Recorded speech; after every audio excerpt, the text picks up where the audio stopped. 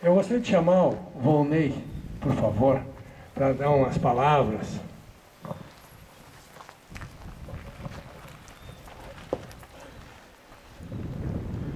Como eu não participei desde de manhã com o grupo todo, boa tarde agora, alguns eu não, nem cumprimentei, mas assim, eu estou com uma carga bastante grande aqui, pensando em Santa Rosa de Lima, porque estou sozinho de Santa Rosa de Lima. Mas a primeira coisa que eu gostaria de deixar registrado é assim, tem toda essa questão, e já foi até citado pelo Geraldo, os certos medos. Não se envolva, questões culturais, não se envolva, não se envolva. Agora, é bom também, e eu quero deixar registrado, que você pode perguntar para quem quiser. Eu tenho certeza que ultrapassa 90% das pessoas que moram em Santa Rosa de Lima são contra a fosfateira. Certeza absoluta disso. A grande questão é mobilizar, ter metodologia para que essas pessoas, para que todos nós lá se manifestemos. Porque não a princípio pode até ser pela questão geográfica, morar abaixo. Até nem ser pela consciência. Agora, um outro grupo, que é o grupo que está profundamente envolvido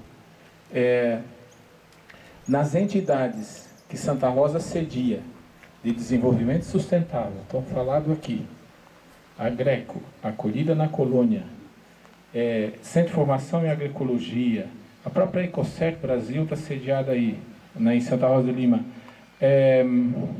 e outras entidades, Ecovila, que vem agregar e tal. Então, no meio desse universo todo, há uma questão forte que essas entidades, elas, nesse universo fosfateira, dificilmente elas vão ter sustentabilidade.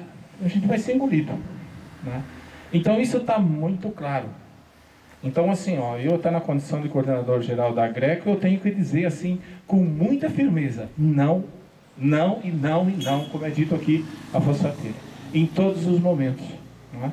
E a gente se comprometer, de fato, de entrar nessa luta cada vez mais para que a gente não seja vencidos, não sejamos vencidos pelos dragões imperiais, né, se eu posso falar assim, que o Geraldo se manifestava aqui. Então, parabenizo a energia desse grupo que vem desde Laguna, lá, com o Padre Aloysio, incansável aí, já de todos os tempos, pela militância em favor à vida, e comprometer publicamente aqui para que a gente energize mais Santa Rosa e faça essas pessoas não só ser contra interiormente, e sim expressar isso para que esse movimento ganhe força e cada vez mais corpo na região, né? Porque senão a gente não tem agroecologia, a gente não vai ter agroturismo, a gente não vai ter uma série de coisas e fatalmente vamos ser engolidos por esse empreendimento sem cabimento para a nossa realidade. Obrigado. Parabéns. Eu gostaria de chamar o Elton, lá de Braço do Norte, para dar umas palavras aqui. O Templo do Rio dos Pinheiros. Boa tarde, pessoal. Já falaram tanta coisa que eu já não tenho mais muito para completar aqui. No entanto, estava conversando com a Raquel ali agora há pouco, ela me falou que existem aqui, rio abaixo, mais algumas casas. Não estou nem contando ali Anitápolis, Santa Rosa de Lima, Braço Norte, assim por diante. Mas eu, particularmente, não gostaria de estar morando nessa região aqui quando tivesse uma barragem lá, não. Com certeza, sabe? Nós tivemos há 2 meses, aproximadamente, lá no porto de Imbituba. Imbituba, até uns anos atrás, na época que existia a ICC, ela tinha uma característica. As plantas eram parecidas com aquela uma que tem lá do lado daquele pé de eucalipto. Eram todas peladas. E lá dentro tinha uma indústria química e que soltava pelas chaminés uma série de contaminantes. Isso acabou fazendo com que a vegetação lá morresse toda. Então, onde tinham canteiros, não tinha grama, era terra. Onde tinham árvores, tinham galhos e assim por diante. Então, o dia que a gente estava lá, Inclusive, eu até achei interessante a colocação do cara do porto, porque dentro do próprio porto tem uma empresa de fertilizantes e que usa como base essa matéria-prima aqui. Mas ele, como um morador nativo lá de Imbituba, me falou que a gente está completamente certo dentro dessa colocação, dessa visão, combatendo a questão da fosfateira, certo? Isso foi uma colocação. E tem uma outra pessoa, inclusive, que trabalhou aqui em Anitápolis também, junto com a própria IFC, que eu acabei conhecendo depois de um tempo, e ele acabou indo embora.